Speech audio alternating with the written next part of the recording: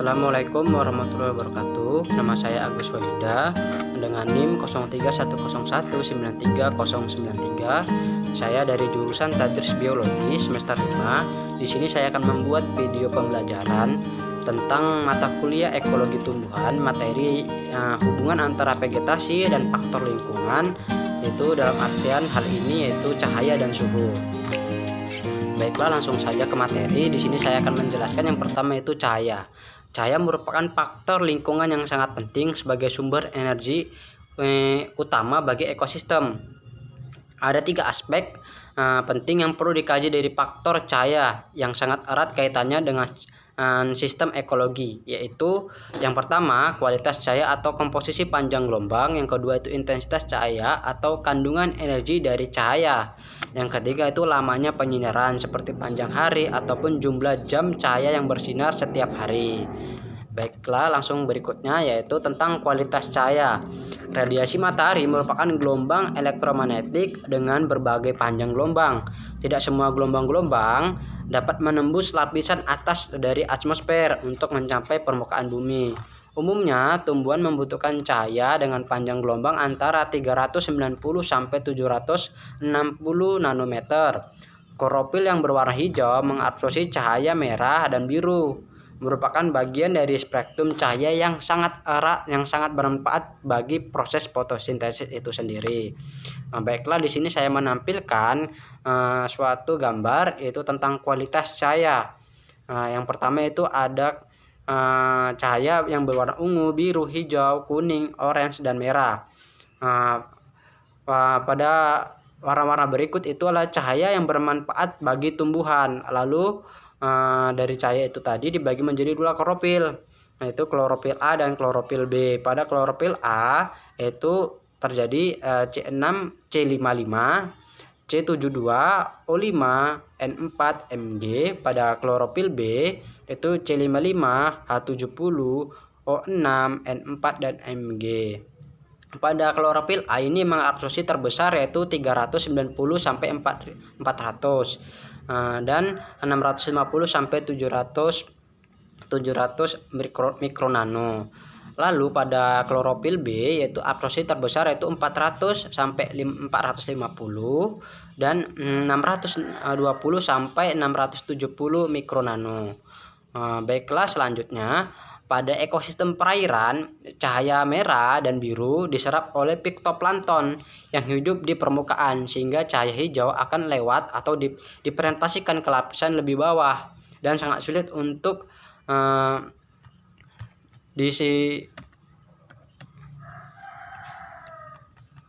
diserap oleh piktoplankton. Baiklah, itu selanjutnya itu cahaya ultraviolet. Cahaya ultraviolet ini dapat merusak atau membunuh bakteri dan mampu mempengaruhi perkembangan tumbuhan atau menjadi terhambat. Contohnya yaitu bentuk daun yang roset, terhambatnya batang menjadi panjang, dan lain sebagainya. Baik, berikutnya yaitu yang kedua itu tentang intensitas cahaya. Intensitas cahaya atau kandungan energi sangat bervariasi baik dalam ruang ataupun spasial maupun dalam waktu atau temporal. Intensitas cahaya terbesar terjadi di daerah tropika atau tropis, terutama di daerah kering atau zona arid. Sedikit cahaya yang direfleksikan oleh awan. Pada garis lintang yang tinggi matahari berada pada sudut yang rendah terhadap posisi bumi dan permukaan atmosfer. Dengan demikian, sinar menembus lapisan atmosfer yang panjang dan mengakibatkan lebih panjang cahaya yang direfleksikan oleh lapisan awan dan pencemaran atmosfer. Baik, di sini saya menampilkan contoh, yaitu contohnya di kutub utara pada siang hari. Ini rujukan ini merupakan saya rujuk dari ambil sebuah desa di Norwegia, di dekat wilayah kutub Arktik. Setiap 6 bulan setiap tahun, kota ini biasanya selalu bermandikan kegelapan. Itu tadilah efek dari intensitas cahaya. Baik, selanjutnya yaitu di sini akan membahas tentang kepentingan intensitas cahaya. Kepentingan intensitas cahaya ini, kanopi daun akan menentukan jumlah cahaya atau energi yang dapat dimanfaatkan oleh tumbuhan. Cahaya yang kuat sekali lagi dapat merusak enzim akibat fotooksidasi. Ini mengandung metabolisme organisme, terutama kemampuan di dalam mensintesis protein. Nah, lalu berikutnya di sini itu titik kompensasi. Intensitas cahaya dengan laju fotosintesis pembentukan karbohidrat yang dapat mengimbangi kehilangan karbohidrat akibat respirasi dikenal dengan sebutan titik kompensasi. Harga titik kompensasi ini akan berlainan untuk setiap jenis tumbuhan. Baik, selanjutnya titik kompensasi ini adalah setiap cahaya bila jumlah CO2 terambil dalam fotosintesis digunakan untuk membentuk karbohidrat, jumlahnya sama dengan jumlah yang dikeluarkan oleh respirasi pada saat itu. Terus berikutnya titik kompensasi cahaya diartikan sebagai titik di mana memulai intensitas cahaya yang tidak lagi dapat meningkatkan laju fotosintesis karena tanaman telah jenuh cahaya. Apabila titik kompensasi cahaya dicapai menyebabkan karbodioksida yang diikat dalam fotosintesis sama berdasarkan dengan jumlah karbon dioksida yang terlepas dalam proses respirasi. Kebutuhan minimum cahaya untuk proses pertumbuhan terpenuhi bila cahaya melebihi dari titik kompensasinya. Dedaunan yang mendapat cahaya dengan intensitas yang tinggi,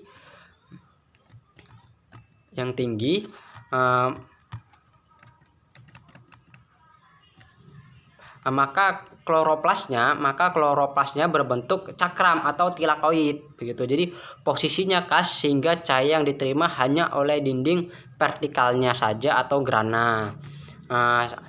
Selain itu juga ada hormon namanya hormon antosianin. Hormon antosianin ini berperan sebagai pemantul cahaya sehingga menghambat atau mengurangi penembusan cahaya ke jaringan yang lebih dalam. Baik, berikutnya di sini ada heliopita dan sciopita. Di sini saya akan menjelaskan tentang perbedaan dari heliopita dan sciopita di dalam proses cahaya. Tumbuhan yang beradaptasi untuk hidup pada tempat yang intensitasnya cahaya yang tinggi disebut dengan tumbuhan heliopita. Contoh dari tumbuhan heliopita itu adalah kaktus. Karena apa? Karena kaktus adalah tumbuhan yang mampu hidup dengan intensitas cahaya yang tinggi. Karena pada daerah gurun itu mengalami terjadi intensitas cahaya yang tinggi. Itu sebabnya kenapa kaktus termasuk golongan tumbuhan heliopita. Berikutnya itu tumbuhan yang hidup baik dalam situasi jumlah cahaya yang rendah dengan titik kompensasi yang rendah pula disebut dengan tumbuhan yang senang teduh atau tumbuhan sciopita karena metabolisme dan respirasinya lambat. Contoh dari tumbuhan sciopita ini adalah tanaman dari kelompok kaladium ataupun keladi-keladian ataupun tanaman hias. Kenapa tanaman kaladium ini tidak bisa hidup di daerah yang intensitas cahayanya itu tinggi? Maka tanaman kaladium ini akan layu dan bisa mati begitu. Berikutnya yaitu salah satu yang membedakan dari tumbuhan heliopita dan sciopita itulah tumbuhan heliopita itu memiliki kemampuan tinggi dalam membentuk klorofil, sedangkan pada tumbuhan sciopita lebih kemampuan membentuk klorofilnya jauh lebih rendah daripada tumbuhan heliopita begitu. Terus selanjutnya yang ketiga itu lamanya penyinaran. Lamanya penyinaran relatif antara siang dan malam dalam 24 jam akan mempengaruhi fisiologis dari tumbuhan. Pada lamanya penyinaran ini dikenal ada satu istilah yaitu namanya fotoperiodisme. Fotoperiodisme ini adalah respon dari suatu organisme terhadap lamanya penyinaran sinar matahari. Contoh dari fotoperiodisme ini adalah pembungaan, jatuhnya daun, dan dormansi. Jatuhnya daun ini contohnya yaitu pada tumbuhan jati. Pada tumbuhan jati ketika di musim kemarau, tibanya musim kemarau, maka hutan jati akan menggugurkan daunnya.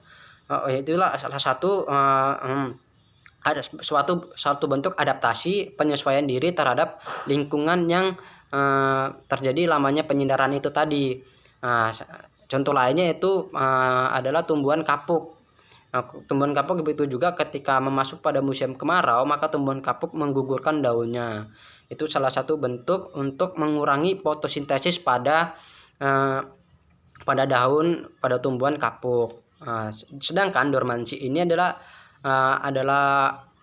waktu istirahat suatu tumbuhan begitu. Jadi contohnya itu ketika kita menyimpan bibit jagung ataupun kacang hijau, itu ketika ditaruh di suatu tempat, maka tumbuhan itu tidak akan tumbuh. Karena apa? Karena mengalami dormansi begitu.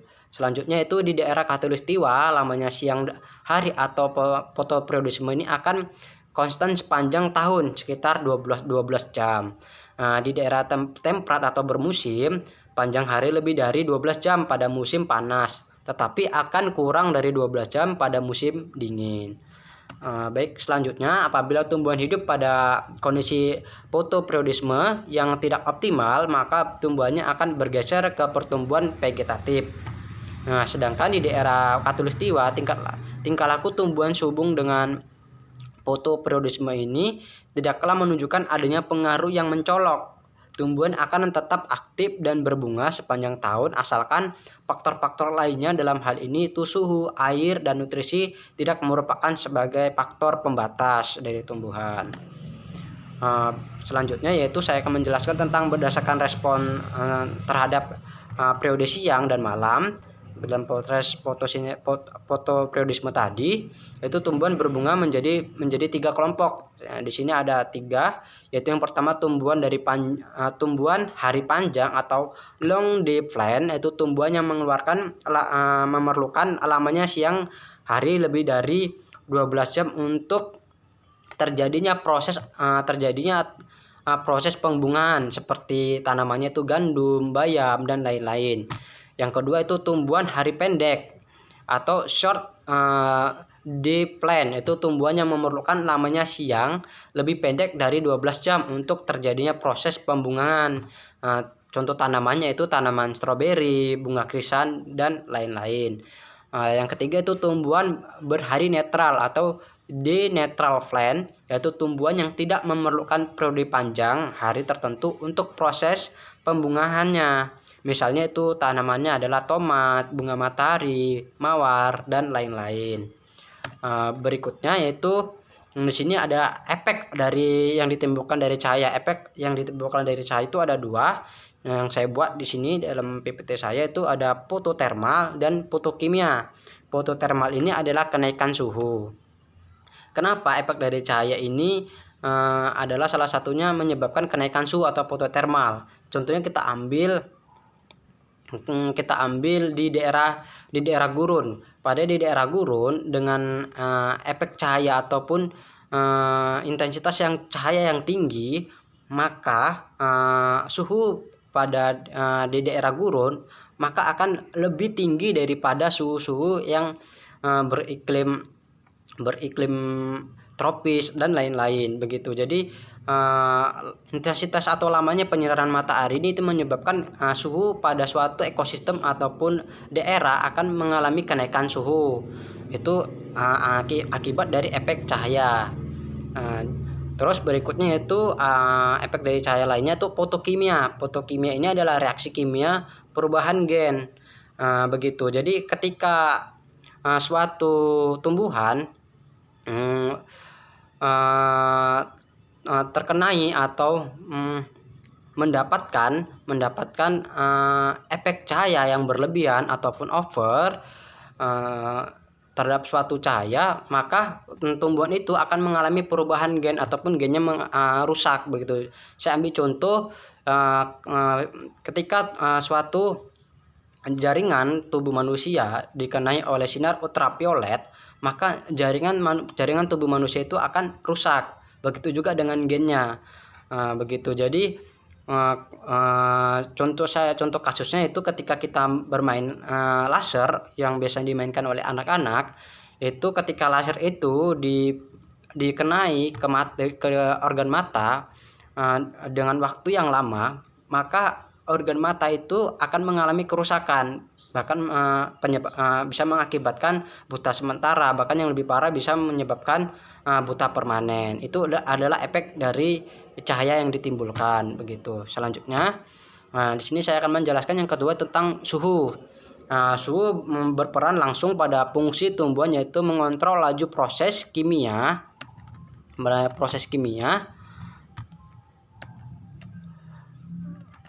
dalam tumbuhan, sedangkan peran tidak langsung yaitu mempengaruhi faktor-faktor lainnya, terutama suplai air, laju evaporasi, keefektifan hujan, juga laju kehilangan air dari organisme. Baik, selanjutnya itu variasi suhu. Variasi suhu ini sangat sedikit tempat-tempat di permukaan bumi secara terus-menerus berada dalam kondisi terlalu panas ataupun terlalu dingin. Untuk sistem kehidupan, suhu biasanya mempunyai variasi baik secara ruang maupun secara waktu. Variasi suhu ini berkaitan dengan garis lintang dan sejalan dengan juga terjadi variasi lokal berdasarkan topografi dan jarak ke laut. Jarak dari laut begitu. Jadi variasi suhu ini bisa terjadi karena adanya kaitannya dengan garis lintang atau perbedaan garis lintang. Kita Indonesia dengan garis lintang yang berada di Indonesia, maka kita mengalami iklim tropis. Disitulah terjadinya perbedaan suhu antara di Indonesia dengan di daerah Eropa begitu. Jadi itu disebabkan oleh garis lintang. Itu juga variasi suhu ini juga berkaitan dengan topografi. Topografi ini adalah bentuk permukaan bumi atau bentang alam. Itu juga bisa mempengaruhi variasi suhu. Contohnya pada bentang alam di daerah dataran tinggi atau pegunungan dengan dataran rendah. Faktor variasi suhu di sini berpengaruh pada daerah dataran tinggi, maka suhunya akan relatif lebih dingin daripada di daerah rendah. Kenapa? Karena cahaya matahari ataupun sinar matahari tidak dapat menembus dedaunan yang berada di daerah pegunungan, sehingga mengakibatkan tanah dari daerah pegunungan menjadi lembab dan suhunya menjadi lebih dingin ataupun rendah begitu. Sedangkan pada daerah dataran rendah seperti di daerah pantai, maka suhunya akan lebih tinggi karena lamanya penyinaran matahari dan juga faktor topografi yang berada di dataran rendah, maka suhunya akan relatif lebih tinggi ataupun panas begitu. Selanjutnya di sini begitu matahari terbit, permukaan bumi mulai panas, maka suhu akan naik dengan cepat. Setelah lewat petang mulailah terjadi penurunan suhu. Pada malam hari terjadinya penurunan suhu muka bumi. Panas yang diterima melalui radiasi dari matahari tidak ada. Sedangkan radiasi berjalan terus, akibatnya ada kemungkinan suhu permukaan bumi lebih rendah dari suhu udara di sekitarnya. Proses ini menimbulkan fluktuasi suhu harian dan fluktuasi suhu yang paling tinggi akan terjadi di daerah antara ombak di tepi pantai gitu.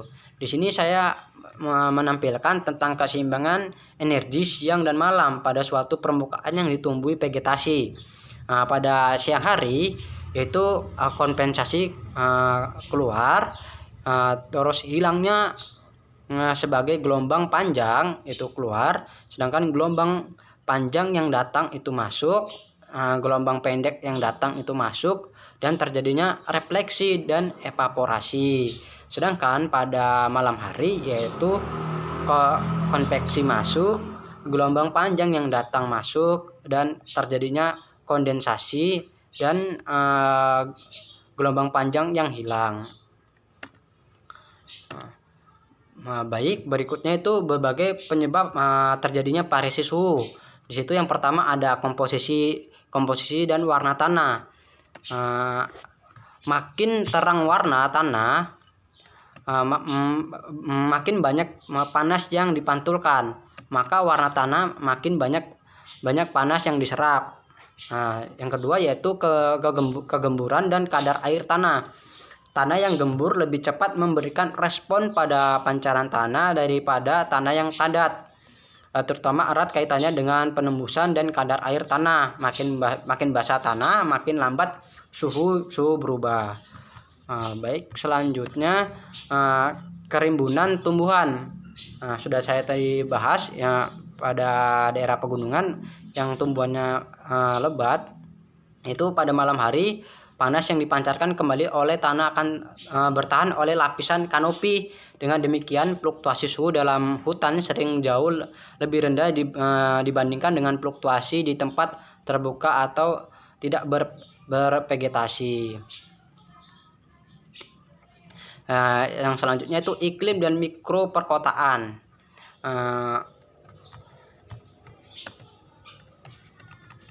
Asap dan gas yang terdapat di udara kota sering mereduksi radiasi. Partikel-partikel debu yang melayang di udara merupakan inti dari uap air dalam proses kondensasi. Uap air inilah yang bersifat aktif dalam mengurangi pengaruh radiasi matahari tadi. Kemiringan lereng, berikutnya itu kemiringan lereng dan garis lintang. Kemiringan lereng sebesar 5 derajat dapat mereduksi suhu sebanding dengan 450 km perjalanan arah ke kutub. Baik, selanjutnya suhu dan tumbuhan. Kehidupan di bumi ini itu berada dalam kisaran suhu antara 0 derajat sampai dengan 50 derajat. Dalam kisaran suhu ini, individu tumbuhan mempunyai suhu minimum dan suhu minimum, maksimum, dan optimum yang perlu untuk aktivitas metabolisme tubuhnya. Suhu tersebut dikenal dengan istilah suhu kardinal. Kisaran toleransi suhu bagi tumbuhan sangat bervariasi. Untuk tanaman di tropika, semangka tidak dapat mentoleransi suhu di bawah 5 derajat sampai 18 derajat Celcius, sedangkan untuk biji-bijian yang tidak bisa hidup dengan suhu di bawah minus derajat Celcius sampai dengan minus 5 derajat Celcius. Sebaliknya, konifer di daerah temperatur atau iklim sedang masih bisa mentoleransi suhu sampai minus 30 derajat Celcius. Tumbuhan air umumnya mempunyai kisaran toleransi suhu yang lebih sempit jika dibanding dengan tumbuhan di darat. Baiklah, itu saja yang bisa saya sampaikan. Kurang lebihnya saya mohon maaf. Saya akhir kalam. Wabillahi taufiq wal hidayah. Assalamualaikum warahmatullahi wabarakatuh.